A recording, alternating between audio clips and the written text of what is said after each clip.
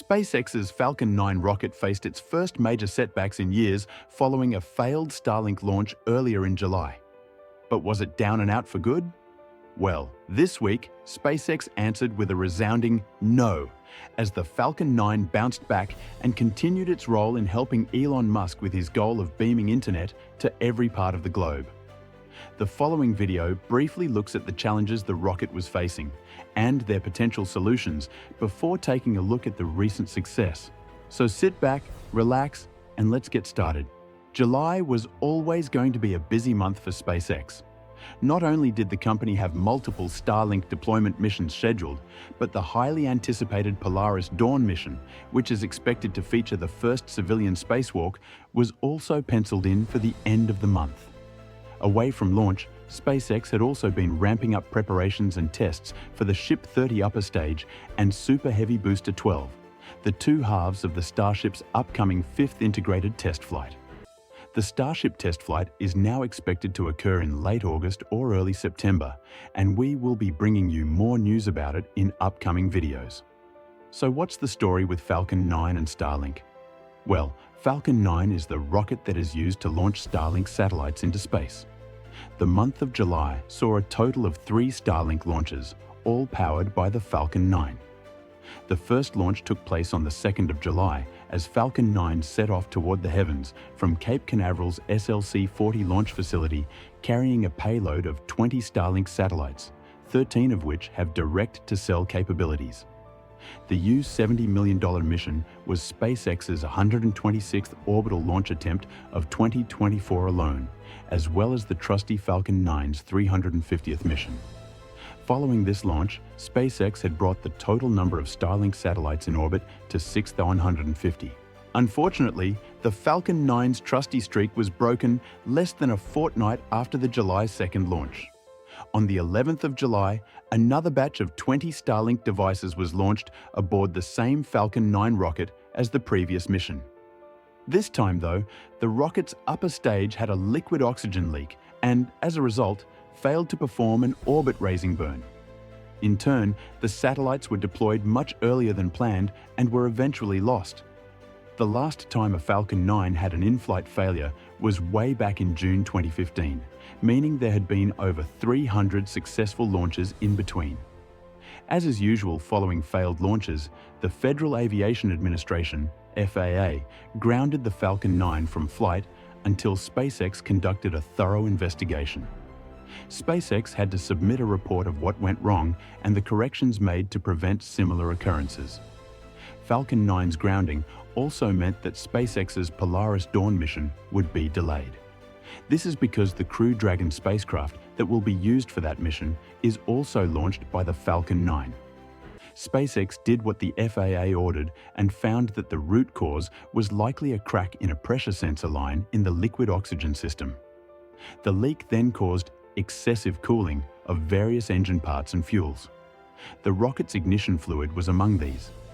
The Falcon 9 uses an ignition fluid called TTEB, which is essential for reviving the Merlin engine and getting enough thrust to reach a higher orbit.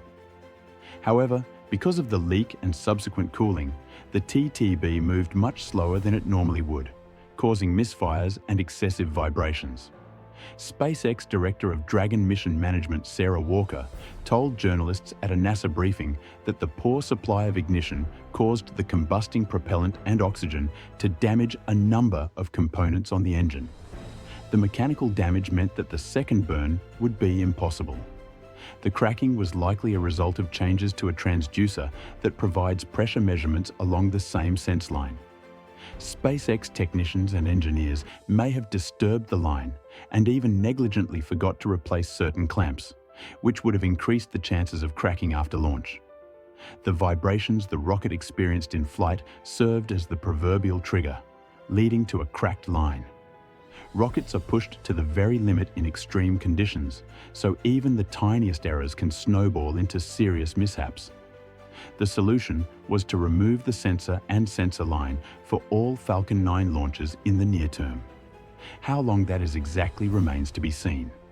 However, for the time being, other engine sensors can pick up the slack, and the removed sensor and line have no influence or effect on the rocket's flight safety system.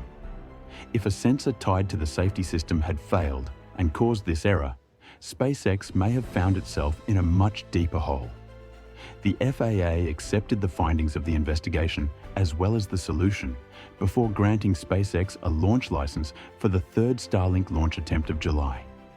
In an official statement, the regulatory body declared there were no public safety issues involved with the failed Starlink launch, and that SpaceX's corrective measures were sufficient to warrant an end to the grounding.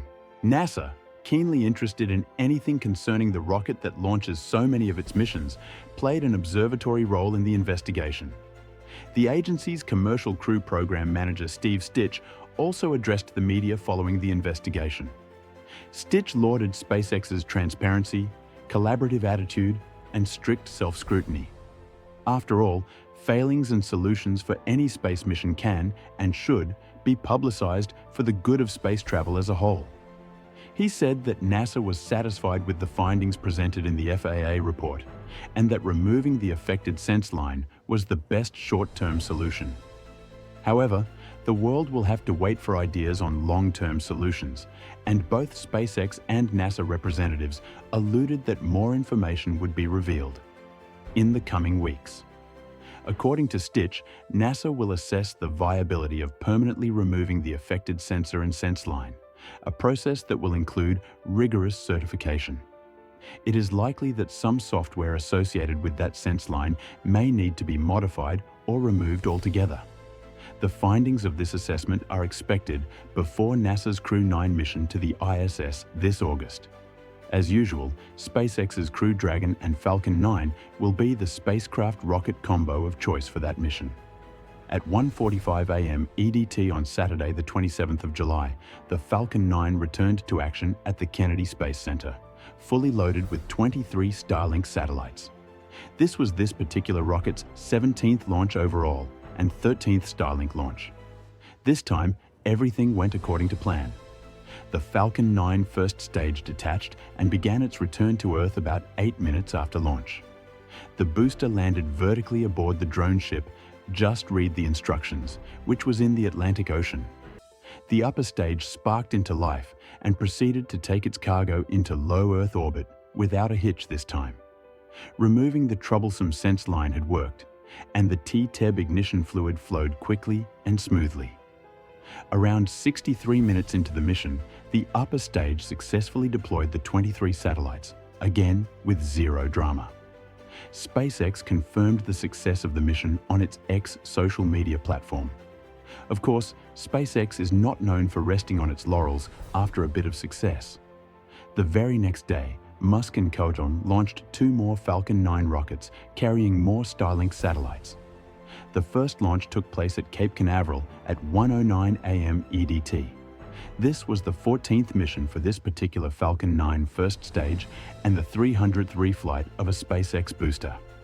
Just over 5 hours later, at 5:22, another Falcon 9 took off from Vandenberg Space Force Base in California. The rocket's payload consisted of 21 Starlink satellites, including 13 direct-to-cell units. Both launches and deployments were successful and went a long way to validate the changes to the Falcon 9, as well as SpaceX's ultimate efforts towards reusability and rapid-fire launch cadences.